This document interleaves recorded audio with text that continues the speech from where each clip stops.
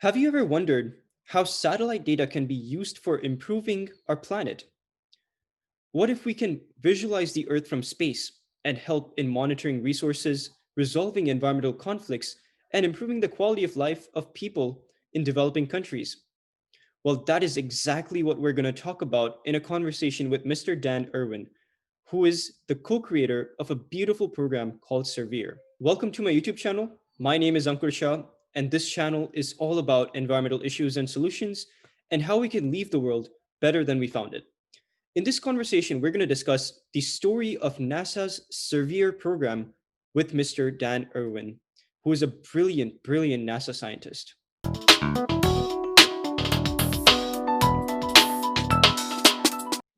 Dan Irwin is the director and co-creator of the SERVIR program based in NASA's Marshall Space Flight Center in Huntsville, Alabama.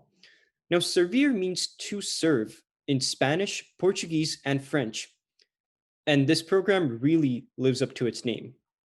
The Servir program provides key decision support information by monitoring the land surface, oceans, and atmosphere to protect the lives, property, and resources of millions of people on four continents. The Servir program has been recognized in 2007 as one of the 100 steps towards the Global Earth Observation System of Systems. In 2013, Dan Irwin received a Recognition of Brilliance Award from the Guatemalan government for improved management of the Guatemalan protected areas. In 2008, he also received the prestigious Charles S. Falkenberg Award for significant contributions to improving the quality of life and the stewardship of our planet through the use of earth science information. He has also helped in significantly raising public awareness on understanding our planet. Dan Irwin is one of the most inspiring, humble, and genuine people that I've ever met in my life. He has a real and energetic passion to help people in need, and that is what led to the creation of the Servier program. So it was an absolute pleasure talking to him about the creation of Servier and how satellite data can help in improving our planet. So I hope you enjoy this conversation as much as I did, and I hope you gain some value out of it. So with that, let's meet Dan Irwin. Wonderful. Well, it's Thank good to see you. It's great to be here. Good to see you, and thank you. I'm really, really honored and grateful that you chose to do this. Really Well, appreciate it. I'm thrilled to do it. What is NASA SERVIR, and what are the core goals of the NASA SERVIR program? Sure. Yeah. Thank you. And I'm really just so pleased to be here. SERVIR is actually a joint program of NASA and the U.S. Agency for International Development, or USAID.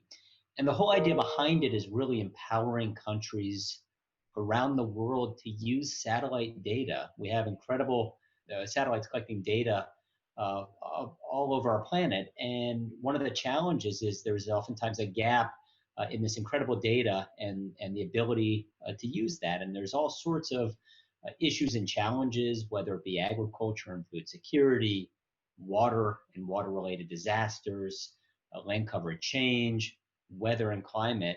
And it's really working together with countries around the world and empowering them to use satellite data. And that's really the whole idea behind Servir. Now, what we've done is we have a model where we've set up, and this is the value of working with USAID, is we've set up hubs around the world. We have hubs in Africa, in Asia, and the Americas, and these hubs are housed by and employed and run by people from the countries in the region, and really, it's an incredible opportunity to work with phenomenal scientists and researchers. So if you go, for example, to Kathmandu, Nepal, or Bangkok, Thailand, or Nairobi, Kenya, you'll find an institution, and in that institution is a group of amazing young scientists and researchers that we're working with hand in hand to develop these services to address these real critical needs that the countries are facing. From the NASA side, we provide scientific and technical support to the group and to the network.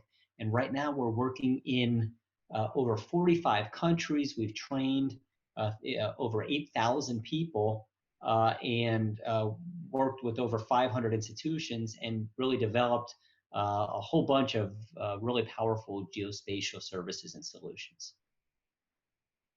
That really, really sounds incredible. And I'm aware I work near NASA SERVIR, so I had some idea. But how old is SERVIR right now?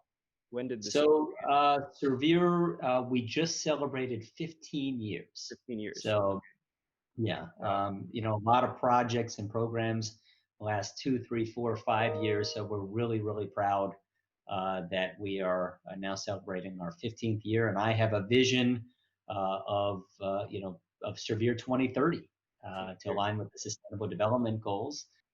Brilliant, brilliant. So where did SERVIR begin? And what are the critical moments since you co-founded SERVIR? What are the critical moments that led to SERVIR's creation? Basically, Well, I'd love to hear okay, all the details of the creation story of SERVIR. sure. How Do you we want me to go way back? I'll go way back. wherever you want to go. Okay, sure. Yeah, because I think it's really important to give the history and kind of the genesis behind it. So in 1993, I actually was working for a conservation organization in Guatemala, and I just finished my master's degree, and a well-known environmental organization sent me down to Guatemala to help map a new reserve that was just set up in Guatemala called the Maya Biosphere Reserve, and the largest protected area in all of Central America. And the project that I was helping to implement involved working what was called Plan 22 or Plan 22, which meant to actually do this work, I was 22 days in the field and 8 days back at the office. And, it sounds like really, a great thing to be doing, doing jungle field work sounds romantic, every young person's dream. And it was for, maybe a week or so. At the time, maybe it felt like a day or so. I mean, it was hard work. And obviously the conditions were tough with the rain and the mosquitoes and the snakes and the scorpions and everything. It was magical and some of the best experiences I've ever had, but unbelievably arduous. Mhm. And I did that for a year.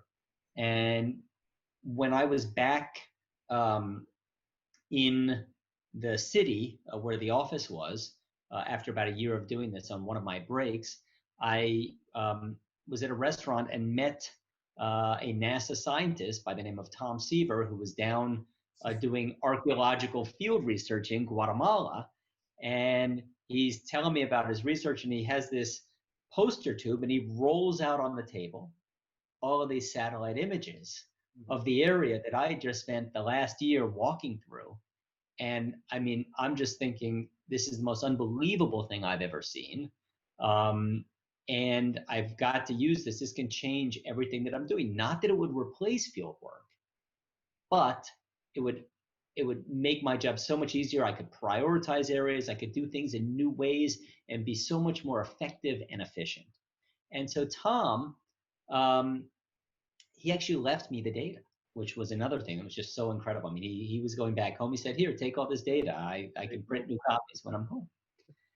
And so I ended up taking that data out into villages that I was walking through, because what was happening at the time is you had what was called the advance of the agricultural frontier, and basically you had this encroachment of agriculture and cattle ranches, basically, that was encroaching on this new protected area. And small communities in the protected area wanted to know, well, why should we care about this? And when I brought that satellite imagery and shared that and showed that to them and worked with them, um, all of a sudden they started realizing the value of this new reserve that had been set up. And instead of being confrontational, they actually started participating and joining and wanting to be part of this conservation movement to protect and take care of the reserve. Now, that was a time, I will never forget. I mean, it literally at that time I said to myself, I want to change and dedicate my life and my career to the nexus of science and development and how we can bring these two together to actually improve our planet with satellite data. Now, that was 1993 through 96. I later joined, Tom actually brought me to NASA in about 2000. Hmm. And and I was working actually on the archaeology projects that it was amazing. I was helping to map and look for unrecorded Maya archaeological sites using satellite data. I mean, that was amazing. And here I was at NASA, and I was presenting that work Mhm. to. I went down to Central America and I was showing the results to some Central American environmental ministers, and they said, "This is amazing. This is great. But how does this help with our current challenges that we have right now?" Got it. And that just brought me back to that time that I'd worked in Guatemala. And that's when I started thinking about, could we create a platform that would really help address the problems using satellite data. And that's how SERVIR came about, and ended up proposing it to NASA. The ministers, loved the idea. I shared the idea back with them. I presented it to NASA and wrote a proposal, and then was able to bring USAID on board. And here we are, 45 countries later, and 15 years Wow. later. Yeah. So, if you don't mind me asking, what were the challenges you faced in your position before you started Servier? Did you face Yeah. obstacles? What what restrictions did you have at that time? Um, You mean the challenges? You mean in creating Servier? Yes, in creating Servier, Yeah, even proposing the idea of Servier sure. at that Y- time. You know, I, I think with any new idea that's different, there are always naysayers. And I think and I was fairly young, um, and and I think it was really trying to navigate those naysayers and saying, you know what, um, I hear you, but I think we have a really good idea, and bringing on more and more people to share in that vision. I think one of my favorite Japanese proverbs is fall down seven, get up eight, and that's that notion of just plowing through, and if you fall down, just keep getting up, and because a lot of people would talk about, is this feasible? You've got a space agency and a foreign assistance or development agency coming together for this big project, and they're so very, very different. Is this going to work? And my argument is, you're taking two of the most different yet complementary agencies in the U.S. federal government and bringing them together, and that's where the magic occurs, right? And that's where you've got one agency that works in space, that travels into space, that uses the unique vantage point of space to look and understand our home planet. And USAID, they work and they understand, they work all over the world. They work in over 100 countries. Yeah. Why would it not work if you bring these two very different groups together? And so I think it was just, really really working through and staying with it for a long time, and I think it really shows and stands on its own right now. That's insane. I mean, that's probably the one of the most inspirational stories I know of. Thank That's really amazing. So I wanted to ask, what are some of the best examples you can think of that Servier has accomplished, or some of you. the main Sure. achievements in the 45 countries that you mentioned?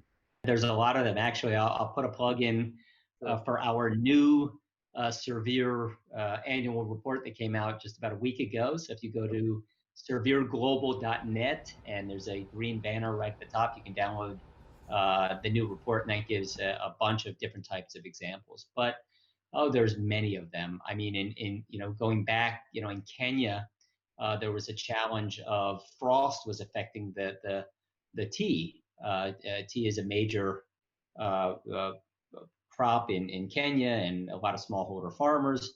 And what we believe is either changing climate or more tea plantations on higher elevations, or a combination of that, where we were seeing tea plantations that were really being hurt by frost. And so we started thinking, could we use satellite data to look at where the frost is, and then provide and then forecast it and provide advanced warning to farmers.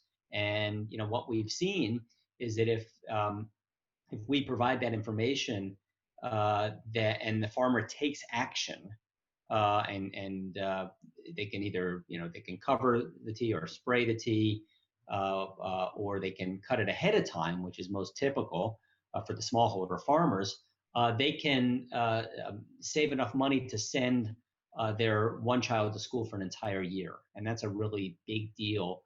That's one example. In places like Nepal, we have services that are helping with flood forecasting and stream flow prediction. And just a month or two ago, the system, which is actually a combination of different services, but it actually forecast a flooding coming through. And a teacher who was actually trained on this service notified the authorities, and they actually a company actually widened the river channel almost in real time, and the flood came through, and there was no loss of life or damage to the property, which was very, very typical in situations like that. Amazing. In places like West Africa, um, we're helping to map, we're using satellites to map ephemeral water bodies. So you have these small ponds in places like Senegal and the Sahelian region of West Africa. And what happens is the pastoralists are looking for water for their livestock. And oftentimes they'll get to one of these ponds and it's dry. And right now we're partnering with a group called Veterinarians Without Borders, and they help sort of coordinate where water is in these ponds, and we're actually now able to show where the water is and where it isn't, and provide that information and get that out to people to help prevent livestock dying because of lack of water. And we're also bringing in forage into that as well. In Africa, in East Africa, also in West Africa, there's the challenge with Locust this year, primarily in East Africa. We're using satellite data to help look at breeding sites and looking at soil moisture. And we're working hand in hand with the United Nations Food and Agriculture Organization to be able to provide that information to the countries so they can take early action. Wow.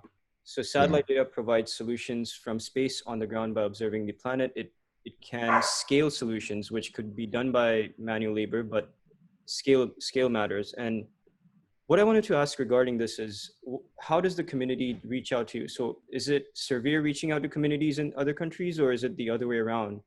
And Yeah. how do you partner with organizations in different countries? What is the Yeah. procedure for that? So I think the magic of the model that we have is that we have these hubs, these regional hubs in these different regions, and the hubs have the mandate to work in their member countries. And we have a couple philosophies and principles that we go by. Is one, everything we do is demand driven. So the hubs, and this has taken, and this has been why it's been so fantastic working with USAID, is we as a network, we've really learned how to do better user engagement, to really understand the needs, the cares and concerns of the countries. What is the issue? What is the problem they're trying to solve? And how can satellite data help with that? And most times we find they can in many ways, and sometimes there are other solutions. But that deep user engagement. So our hubs have become experts in that, and they listen and they do needs assessments with the countries, and based on those needs assessments, that's what's built into annual work plans, and so it's really user driven, needs driven, and our other philosophy is co-development, and that's so critical. That it's not this whole idea of scientific imperialism where we have some really great ideas, we build things, we throw it over the fence and say thank you very much. The whole philosophy of SERVIR is it comes the other direction.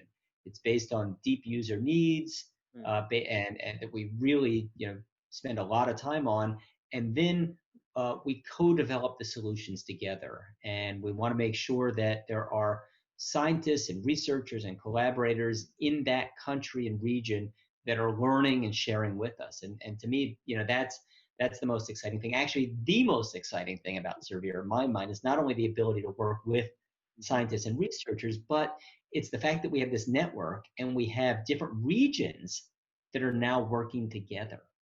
And so you have, the hub in Bangkok working with the hub in Kathmandu. You have, I just learned today in our meeting, we had a meeting, our early morning meeting where we get all the hubs together.